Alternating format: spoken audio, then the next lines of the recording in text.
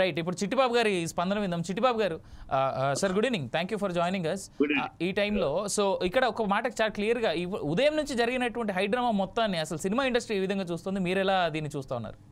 నేను ఎలా చూస్తున్నానంటే అండి, ఇది ఈ ప్రభుత్వం యొక్క దుర్మార్గపు నీతి, పోలీస్ యంత్రాంగాన్ని ప్రభుత్వం వాడుతున్న విధానం ఒక దౌర్భాగ్యమైన, దుర్మార్గమైన, దుర్నీతితో కూడిన విషయంగా చూస్తున్నాను. ఎందుకంటే సింపుల్, వెరీ సింపుల్. ఈ విషయంలో అల్లు అర్జున్ దోషి చేయటంలో పోలీసులు చూపిస్తున్న అత్యుత్సాహం. అతను ఎట్లా దోషి అవుతాడు? దోషి జరిగింది వాస్తవం, అతను సంబంధం లేదు. ఇప్పుడు ఆయన కూడా చెప్పి, నేను చెప్పడం కాకుండా ఆయన కూడా చెప్పాడు. ఇన్ఫాక్ట్ హైకోర్టు జడ్జి కూడా అదే మెన్షన్ చేశారండి. నిరంజన్ రెడ్డి గారిని ఆర్గ్యుమెంట్స్ లో చాలా క్లియర్ గా అడిగింది నిరంజన్ రెడ్డి గారిని. ఆయన జడ్జి వాళ్ళ కోర్టు క్లీన్ గా అసలు బెయిల్ ఇవ్వటము, కేసునే కొట్టేయటం కూడా చేసింది. అంటే ఇక్కడ నేను సింపుల్ ఎగ్జాంపుల్ చెప్తాను సార్. మీ ఇంటికి ఒక గెస్ట్, మీ ఇంట్లో ఫంక్షన్ విఐపి వస్తాడు సార్. ఆ విఐపి వస్తున్నాడంటే ఆయనకి కావాల్సిన అరేంజ్మెంట్స్ మీరు చేస్తారా, ఆ విఐపి చేసుకుంటారా? మీరే కదా కదా విఐపి చేసుకున్నాడు కదా. అలాగే విఐపి అతను వస్తున్నాడు, అతనికి హక్కు ఉంది. తన సినిమా చట్టం లేదు మన దేశంలో, ఏమి ఏ హీరో కూడా, ఏ సెలబ్రిటీ కూడా తన సినిమా రిలీజ్ అయితే ఫస్ట్ థియేటర్కి రాకూడదు, అలాంటి చట్టం ఏం లేదు కదా. తన హక్కును ఉపయోగించుతాను. వచ్చినప్పుడు అక్కడ 800 మంది టికెట్లు తీసుకున్న వాళ్ళని థియేటర్ లోపలికి పంపించకుండా బయట పెట్టారు. ఎవరు పెట్టారు? అల్లు అర్జున్ ఏమన్నా వాళ్ళని బయటే ఉంటారు, నేను వచ్చేదాకా అన్నాడా? లేదు కదా. వాళ్ళని వదిలేస్తుంటే ఇంతమంది గొడవ ఉండేది కదా. 800 టికెట్లు ఉన్న వాళ్ళని లోపల పంపించుకుంటా బయట వస్తారు. ఎవరు ఆపుకుంటారు? అది ఫెయిల్యూర్ అనేది మేనేజ్మెంట్ నెంబర్ 1. నెంబర్ 2 ఫెయిల్యూర్ అనేది. నెంబర్ 2 పోలీసులకు ఇన్ఫర్మేషన్ లేట్ గా వెళ్ళిందన్నారు. పోలీసులు ఫస్ట్ ఏమన్నారు, ఇవ్వాలని చెప్తున్నారు లేరు. మొదటి ఏమన్నారు, మాకు 1 గంట ముందు తెలిసింది కనుక మేము అరేంజ్మెంట్ లో సిటీ సెంటర్ హార్ట్ ఆఫ్ సిటీలో క్రాస్ రోడ్ థియేటర్ కి కావాలంటే 1 అవర్ సరిపోదా? సరిపోలేదు అనుకుందాం, వాళ్ళు డబ్బులు కట్టలేదు, టైం సరిపోదు సార్. ఇన్ఫాక్ట్ రెండో తేదీనే సంధ్యా థియేటర్ వాళ్ళు పోలీసులకి ఇన్ఫర్మేషన్ ఇచ్చారు. సెకండ్ రోజు చిట్టిబాబు గారు సెకండ్ రోజు లెటర్ రాసిండ్రు, సెకండ్ రోజే ఇన్ఫార్మ్ చేసిండ్రు బందోబస్తు ఇవ్వమని. కాదు బందోబస్తు ఇవ్వమని వీళ్ళు రాశారు. వాళ్ళు ఏమంటున్నారు, లాస్ట్ మినిట్ లో ఇచ్చారని అబద్ధం చెప్తున్నారు. ఆ పోలీసు అబద్ధం చెప్పింది. లాస్ట్ మినిట్ లో 1 అవర్ ముందు ఇచ్చారు. అదే తప్ప 1 అవర్ ముందు ఇచ్చిన సెంట్రల్ సిటీ సెంట్రల్ లో ఉన్న ఒక సెంట్రల్ ప్లేస్ లో ఉన్న దీనికి కొంచెం ఉండండి సార్ దయచేసి.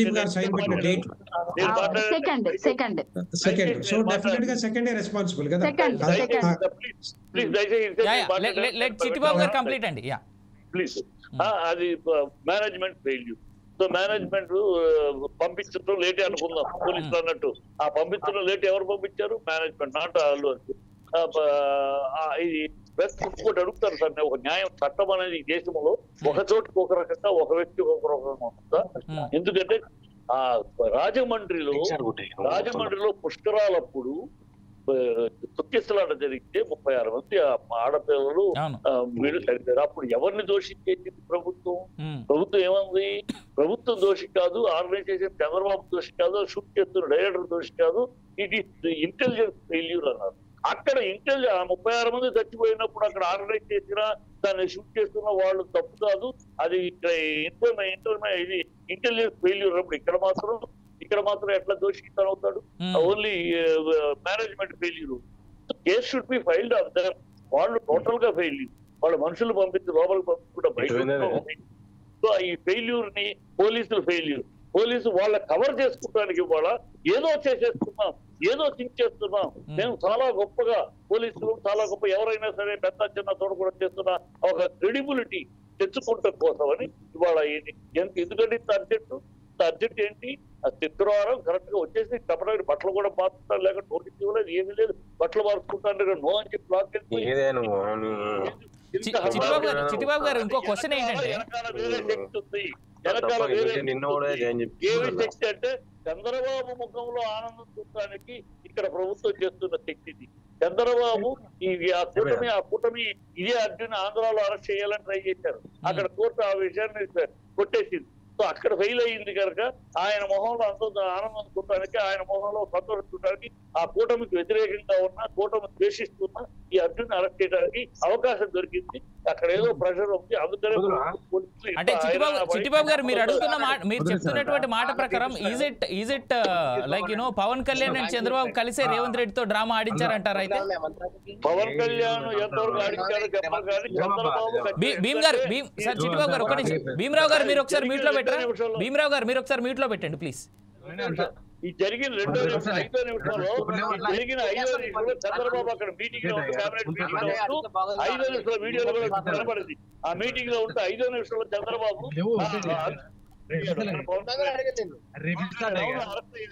కళ్యాణ్ అంటాడు 5వ నిమిషంలో.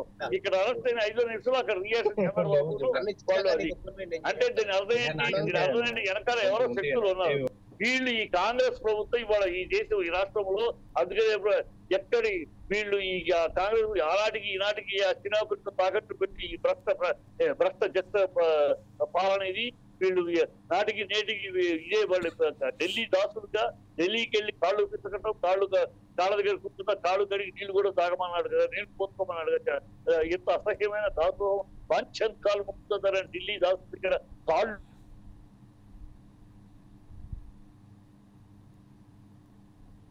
చిట్టిబాబు గారి కనెక్షన్ లో ఏదో డిస్టర్బెన్స్ ఉంది. యా పావని గారు మీరు క్లియర్ గా విన్నారు cinema producer and movie artist Chittibabu గారి మాటని. సో మీరు ఎలా చూస్తున్నారండి? ఇంత క్లియర్ గా అంటే సినిమా ఇండస్ట్రీ కూడా ఇంత క్లియర్ గా చెప్తుంది, వాళ్ళకు కూడా బేసిక్ గా అర్థమవుతుంది అసలు బేసిక్ గా పొలిటిసైజ్ చేయకూడనటువంటి అంశాన్ని పొలిటిసైజ్ గా కనిపిస్తా ఉంది. ఇప్పుడు ఆయన ఏదైతే అంటా ఉన్నారో దీంట్లో కేవలం చంద్రబాబు అండ్ పవన్ కళ్యాణ్ కళలో ఆనందం చూడడానికి ఇదంతా జరిగింది అంటూ దీనికి పొలిటికల్ రంగులు పూనడం నిజంగా చాలా బాధాకరంగా అనిపిస్తా ఉంది మాకైతే. మీరు ఎలా రియాక్ట్ అవుతారు పావని గారు? మీరు మ్యూట్ లో ఉన్నారు. లేదండి, మ్యూట్ తీసేసినాను. వినిపిస్తుందా? ఇప్పుడు వినిపిస్తుంది, చెప్పండి. మాకు కూడా బాధాకరంగానే ఉన్నది. ప్రతి సంఘటన, ప్రతి రోజు జరుగుతున్న సంఘటన, నాగార్జున గారి మీద జరిగింది కానివ్వండి, అల్లు అర్జున్ గారి మీద జరిగింది కానివ్వండి, రైతుల సామాన్య ప్రజల దగ్గర నుంచి జరుగుతున్న సంఘటన, హైదరాబాద్ లో జరుగుతున్న సంఘటనలు చూస్తే మాకు కూడా చాలా బాధాకరంగా ఉన్నది. ఎందుకంటే హైడ్రా తీసుకొచ్చి హైదరాబాద్ ఇమేజ్ నే డ్యామేజ్ చేసేసిండ్రు. ఇప్పుడు ఈ నాగార్జున గారి మీద జరిగింది, అల్లు అర్జున్ గారి మీద జరిగింది చూస్తే సినిమా పరిశ్రమనే భయపడే విధంగా ఇక్కడి నుంచి తరలిపోయే విధంగా చేస్తున్నారు. చంద్రబాబు నాయుడు కోసమే, గురువు కోసం శిష్యుడే ఆరాటం ఇది. శిష్యుడు అక్కడ గురువు గారు స్విచ్ చేస్తున్నాడు, ఇక్కడ శిష్యుడు నాటకాలు చేస్తున్నాడు, అంతే తప్ప ఏం లేదండి. ఈ చెల్లెమ్మ చెప్తున్న మాట 100% వాస్తవం. ఇక్కడ చంద్రబాబు కోసం ఆడుతున్న నాటకము. ఎందుకంటే ఈ రేవంత్ రెడ్డి అనే వ్యక్తి చంద్రబాబు దగ్గర ఒకప్పుడు సామంత్ రెడ్డి ఓటుకు నాటు కేసులో ఒక రవంత్, అతను ఇవాళ సీఎం రేవంత్ రెడ్డి అయ్యాడు. కానీ A1A2 చిట్టిబాబు గారు A1A2 కనుక అక్కడ ఆ కళల్లో ఆనందం చూడటానికి చేసేసాడు. కేసులు తప్పితే ఇప్పుడు పోలీసులు వాడుతున్నారు. అంటే చిట్టిబాబు గారు ఇక్కడ ఇంకో మాట ఉంది. చిరంజీవి గారు ఇమీడియట్ గా రియాక్ట్ అయ్యి పవన్ కళ్యాణ్ గారు అక్కడ ఏపీ నుంచి ఇటు తెలంగాణ అల్లు అర్జున్ గారి ఇంటికి రావాలనేటువంటి ప్రయత్నం కావచ్చు, చిరంజీవి గారు అల్లు అర్జున్ ఇంటికి వెళ్ళడం కావచ్చు, మరి ఇదంతా కూడా ఫ్యామిలీలో ఒక రప్చర్ అని అనుకోవచ్చు. టైం ఇవ్వకపోవడం ఏంటండి? అంటే బెడ్రూమ్ ల వరకు పోతారా పోలీసులు? టెర్రరిస్ట్ లా వాళ్ళేమన్నా సినిమా హీరోలా? ఏం చేస్తున్నాడు రేవంత్ రెడ్డి? హైదరాబాదితులకు ఇట్లనే చేస్తాడు, రైతులకు వేడిలేస్తాడు. సినిమా ఇండస్ట్రీ వాళ్ళు బెడ్రూమ్లు ఉంటే వాళ్ళ బెడ్రూమ్ల దాకా పోలీసులను పంపుతాడు. ఇది అసలు ఏం జరుగుతుంది తెలంగాణ రాష్ట్రంలో? తెలంగాణ బ్రాండ్ ఇమేజ్ ని దెబ్బతీస్తున్నాడు రేవంత్ రెడ్డి, కాంగ్రెస్ ప్రభుత్వము. తెలంగాణకు ఇలా చేస్తే పెట్టుబడులు ఏ విధంగా వస్తాయి? ఇక్కడ ఉన్న హైదరాబాద్ ను ఎక్కడికి తీసుకొచ్చిండు ఈ రేవంత్ రెడ్డి? ఒక విషయం నేను చెప్పలేము తల్లి, ఫోన్ కట్ అయింది మధ్యలో. ఇంకోటి కూడా ఈ రేవంత్ రెడ్డిని, ఈ కోమటిరెడ్డి వెంకటరెడ్డి సినిమా ఫీల్డ్ సన్మానించలేదు, అభినందన సభ పెట్టలేదు, గౌరవించలేదు. ఈ ఏడుపు ఉంది వీళ్ళకి. ఈ ఏడుపు సినిమా ఫీల్డ్ మీద కక్ష సాధింపు లాగా ఉంది. మొన్న ఒక ఆడవిడిగా ఉండి, ఒక ఆడ మంత్రిగా ఉండి అస్తమిగా మాట్లాడుతూ విన్నాం మనం. వీళ్ళకి సినిమా వాళ్ళ మీద ఒక వెంజెన్స్, ఒక పగ, ప్రతీకారం ఉంది. గతంలో డ్రగ్స్ తీసుకున్నారని చెప్పేసి అందరినీ నోటీస్ ఇప్పించి కేటీఆర్ పంపించిన రోజులు ఏమైపోయిందో మేము అలా చేయట్లేదు. కంప్లీట్ ఇచ్చిన తర్వాత 24 గంటల్లో యాక్షన్ తీసుకున్నారు సార్. ఆ విషయం చెప్పండి. గతంలో ఒక కమిటీ వేసి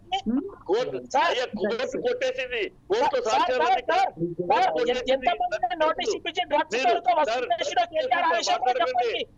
డ్రగ్స్ కేసు కోర్టు కొట్టేసింది. మీరు అవి మాట్లాడుతున్న డ్రగ్స్ కోర్సు అన్ని సాక్ష్యాధారాలు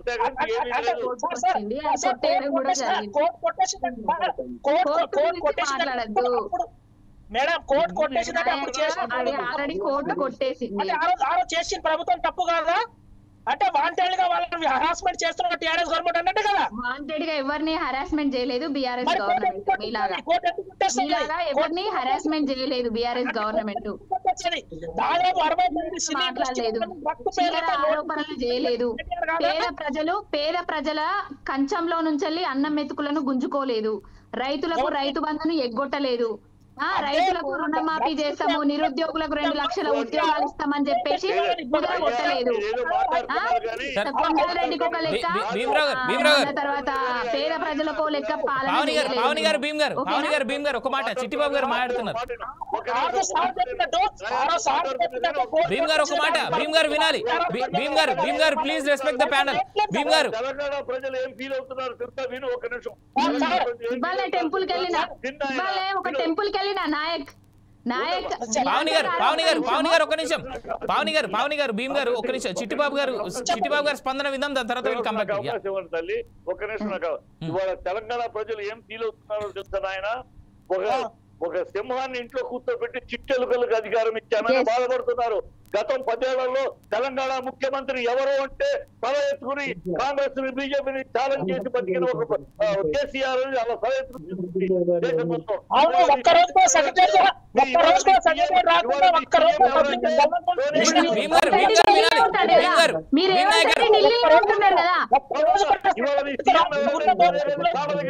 రాహుల్ గాంధీ కాళ్ళ దగ్గర మేము అలా కాదు. ప్రతి మంత్ రేవంత్ రెడ్డి ఈ రోజు ఎక్కడున్నాడు? ఇలాంటి దౌర్భాగ్యం వాళ్ళకి అధికారం ఇచ్చామని ప్రజలు వాపోతున్నారు. సోనియా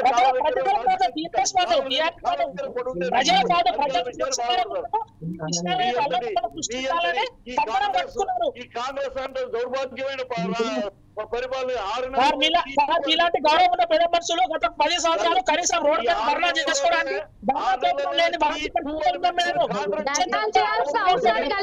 మీరు కదా ఉన్నప్పుడు ధర్నాలు చేసుకునే అవసరమే రాలేదు. రైతు ఆత్మహత్య చేసుకున్నాడు. ఎక్కడ పోయి ధర్నా చేసిండు? ఆ మూసిలో పోయి ధర్నా చేయాల్సింది. ధర్నా వ్యక్తేసిన రోజు పెద్ద మనుషులు మీరు కూడా అలా ఉన్నారు సార్. ఒక పార్టీ తప్పుగా మాట్లాడకండి. ఎందుకంటే మీరే పర్మిషన్లు ఇస్తారు, మళ్ళీ మీ ప్రభుత్వం అధికారంలోకి వచ్చిన తర్వాత ఇళ్లను కూలగొడతారా? ఏం మాట్లాడుతున్నారు నాయక్ గారు? రేవంత్ రెడ్డి అనే ఆయన ఎక్కడున్నాడు? నిన్నెక్కడున్నాడు? ఇవాళ రేవంత్ రెడ్డి అనేట ఆయన ఎక్కడున్నాడు? నిన్న ఎక్కడున్నాడు రేవంత్ రెడ్డి అనేట ఆయనే? హిరియా నాయక్ బేడీలు ఉన్నప్పుడు రేవంత్ రెడ్డి ఎక్కడున్నాడు? అల్లు అర్జున్ ను అరెస్ట్ చేసినప్పుడు రేవంత్ రెడ్డి ఎక్కడున్నాడు? ఒకసారి చెప్పు.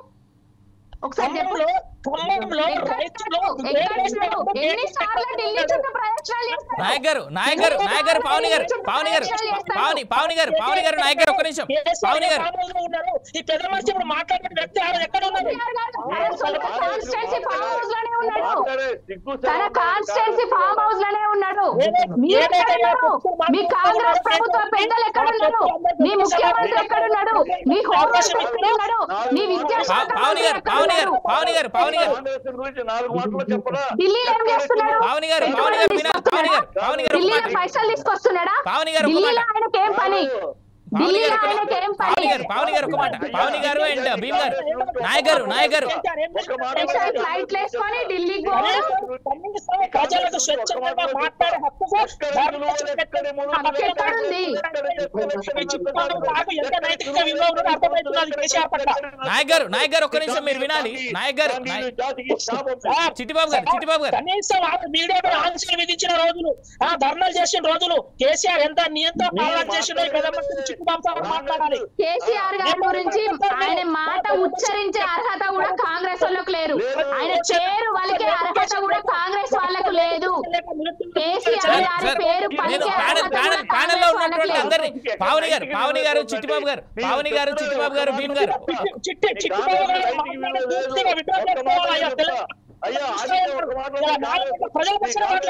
బయట పెడతా ఒక్క నిమిషం ఆగితే అది ఒక్క పాటలో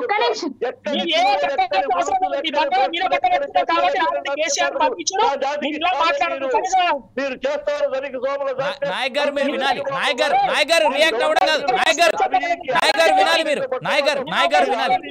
అబద్ధాలు ఆడబోతా దాచుకుడు మీరు మీకన్నా మీకు సిగ్గు స్థలం ఉండదు. మీ కాంగ్రెస్ అనేది మీకు యోగ్యత లేదు కూడా మాట్లాడడానికి.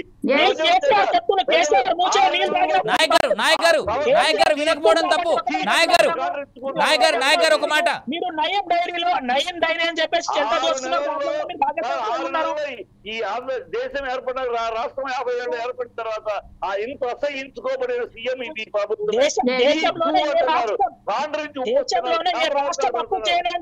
ఏ రాష్ట్రం అప్పు చేయనంత కేసీఆర్ అప్పు చేసిన పక్షాన మీరు ఉన్నారంటే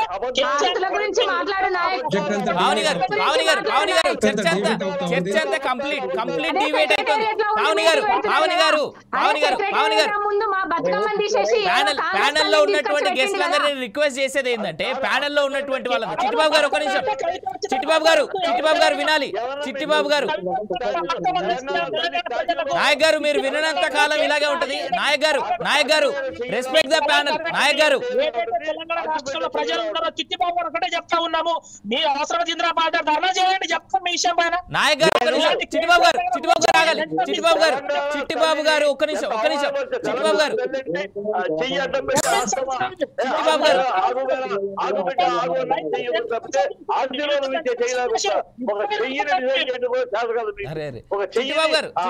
ఒక్క నిమిషం.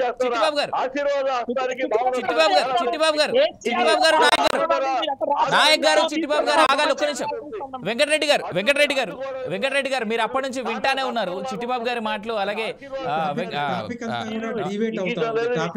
100% డిబేట్ అవుతాం సార్. మనం ఎక్కడి నుంచి మొదలెట్టాం, ఎక్కడికి వెళ్తున్నాం, మన టాపిక్ ఏంది, మనం అది కాదు. కేసీఆర్ చేసినటువంటి నాయక్ గారు ఆగండి ఒక నిమిషం. నాయక్ గారు లెట్ మీ కంప్లీట్.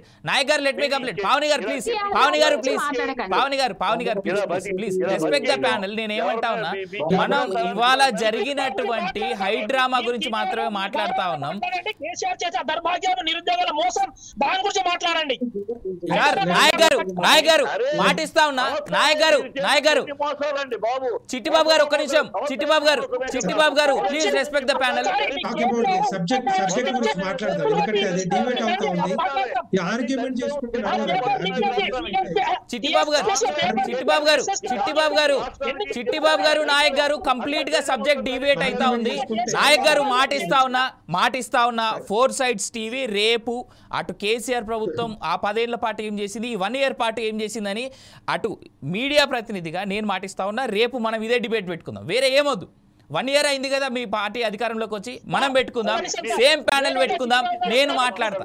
ఆనాడు కేసీఆర్ కి ఒక మాట నాయక్ గారు వినాలి.